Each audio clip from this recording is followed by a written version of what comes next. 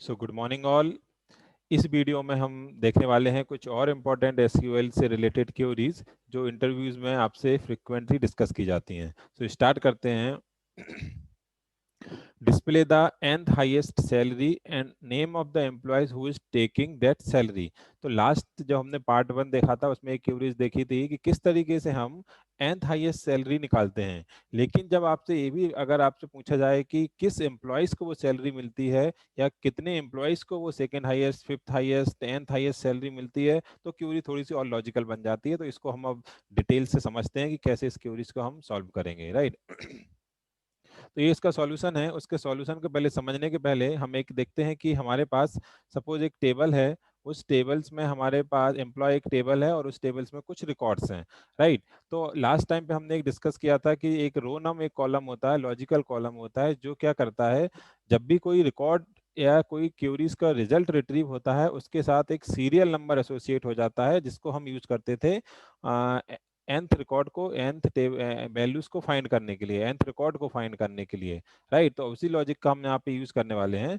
इस टेबल्स में हम सबसे पहले वन बाय वन ये समझने की कोशिश करते हैं कि इसमें सब क्वेरीज का क्या रिजल्ट आया है, सब क्वेरीज का क्या लॉजिक है। तो इसमें आप देख रहे होंगे कि आपको ये हमारी मेन क्वेरीज है और उस क्वेरीज के अंदर ये सब क्वेरीज है। तो सबसे पहले हम ये देखते हैं कि इस क्वेरीज का जो अंदर एक जो सब क्वेरीज लिखी गई, इसका रिजल्ट क्या है। इसमें लिखा हुआ है select distinct salary from employ order by salary से, और डिसेंडिंग ऑर्डर्स में हमने सैलरी को डिसेंडिंग किया।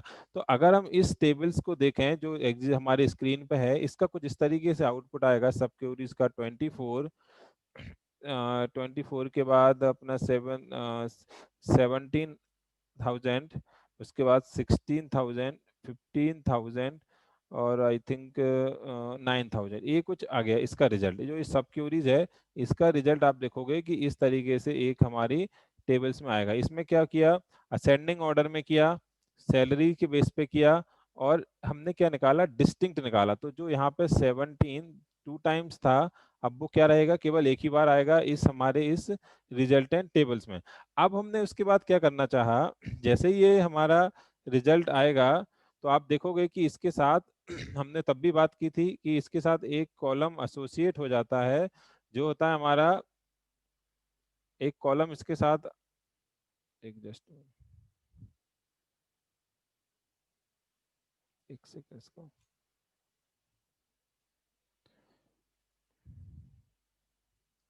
ओके। इसके साथ एक कॉलम हमारा एसोसिएट हो जाता है जिसको हम रो नम बोलते हैं। अगर आप कभी रो नम को प्रिंट करा के देखोगे इस रिजल्टेंट के साथ, तो कुछ मिलेगा जैसे 0 1 0, इसके साथ 0 2 होगा, इसके साथ 3 होगा, इसके साथ 4 होगा, इसके साथ कुछ इस तरीके से नंबर एसोसिएट हो जाता।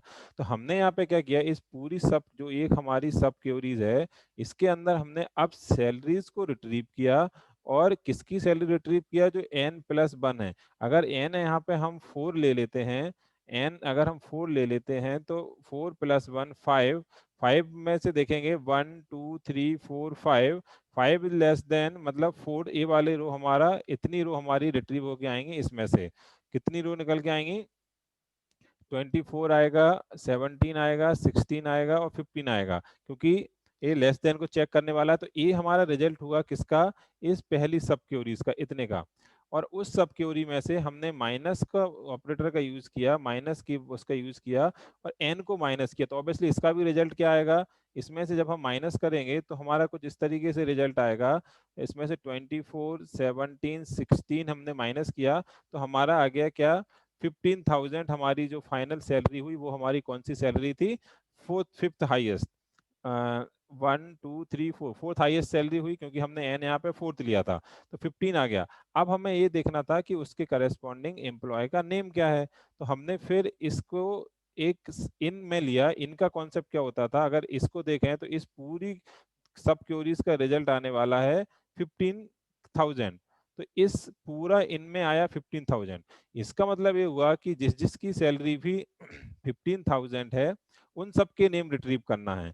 तो यहाँ पे ऑब्वियसली एक ही है जिसका नेम क्या है, 15,000, तो ये है, ओके। तो ये थर्ड हाईएस्ट सैलरी है, तो ये इसका रिजल्ट आएगा, ए वाली रो उसको रिट्रीव करके देगा। जो इसमें आया 15th highest, fourth highest salary थी, पहली थी 24, फिर से 17, फिर 16 और फोर्थ हाईएस्ट थी 15। इसका रिजल्ट आ गया। अब अगर आपसे पूछा जाता कि सेकंड हाईएस्ट क्या निकलती, तो जब आप इसको सेकंड हाईएस्ट निकालने की कोशिश करोगे तो सेकंड हाईएस्ट में यहाँ पे हम इसको थोड़ा सा प्रॉपर कर लेते हैं।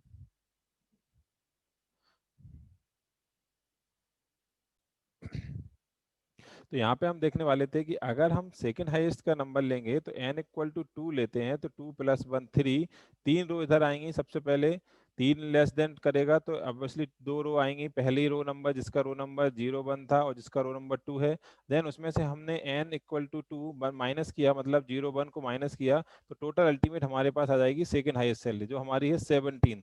ये सेकंड हाईएस्ट सैलरी है, लेकिन ये दो दो रोज में है, दो एम्प्लॉयज हैं जिनको 70 हाईएस्ट मिलती है। तो अब यहाँ पे आप देखोगे इनके अंदर आएगा 17,000, जब इसके अंदर आएगा 17,000 और 17,000 जब मैच करेगा इनके साथ, तो किस किस एम्प्लॉय के साथ, जिसके जिसके साथ भी मैच करेगा वो दोनों एम्प्लॉय के नेम आप देखोगे कि रिजल्टेंट टेबल में हमारे आउटपुट में आएंगे कि ये हमारा फाइनल E2 और E3 है जो हमारे सेकेंड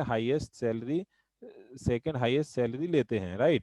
तो ये हमारी एक क्यूरीज थी जिसमें हमने सब क्यूरीज का यूज किया है। सब क्यूरीज के साथ हमने देखा कि किस तरीके से ये फाइनल हमारी क्यूरीज है। इसमें हमने पहले एक सब क्यूरीज यूज की, उसके अंदर भी एक और ये भी एक हमारी सब क्यूरीज है पूरी, यहाँ तक आप लेके आएंगे। ये भी एक सब क्यूरीज है, सब क्यूरीज 1, सब क्यूरीज 2, जो हमने फुल यहाँ पे रख लिया है, और माइनस ऑपरेटर का यूज किया है, रोनम कीवर्ड का यूज किया। तो ये सारे कॉन्सेप्ट यहाँ पे हमको देखने को मिले, और फाइनली इससे हमें nth हाईएस्ट सैलरी मिलेगी प्लस उसका एम्प्लॉय के नेम भी मिलेंगे, राइट। तो ये हमारा इसका इस क्यूरीज में हमने देखा रोनम और क्यूरीज के अंदर क्यूरीज कैसे यूज करेंगे। So thank you.